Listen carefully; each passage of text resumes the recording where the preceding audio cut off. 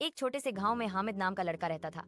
उसके पिता रहीम मेहनती किसान थे और माँ आमिना बहुत दयालु और सच्ची औरत। हामिद बचपन से ही शरारती था, लेकिन उसका दिल साफ था।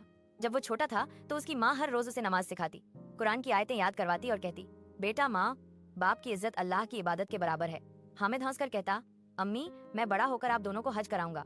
आमिना की आंखों में चमक आ जाती। वो कहती, बस बेटा, अल्लाह तुझे नेक बनाए। दूसरा हिस्सा, जवानी और गुमराही। समय बीतता गया। हामिद जवान हो गया, पढ़ाई के लिए शहर चला गया। शहर की चकाचौंध, दोस्ती और दुनिया की रंगीनियों में वो खो गया। धीरे धीरे उसने नमाज छोड़ दी, माँ बाप के फोन नहीं उठाता था और अपने शौक पूरे करने में डूब गया। एक दिन उसके पिता का फोन आया, बेटा तुम्हारी माँ बीमार है, अगर हो सके तो एक बार घर आ जा।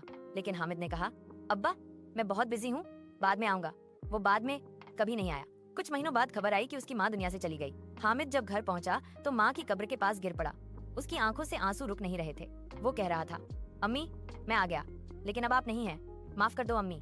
उसके पिता रहीम ने आंसुओं को रोकते हुए कहा, बेटा जो माँ बाप की कदर नहीं करता, दुनिया भी उसकी कदर नहीं करती। तीसरा हिस्सा, तौबा और हिदायत। उस रात हामिद को नींद नहीं आई।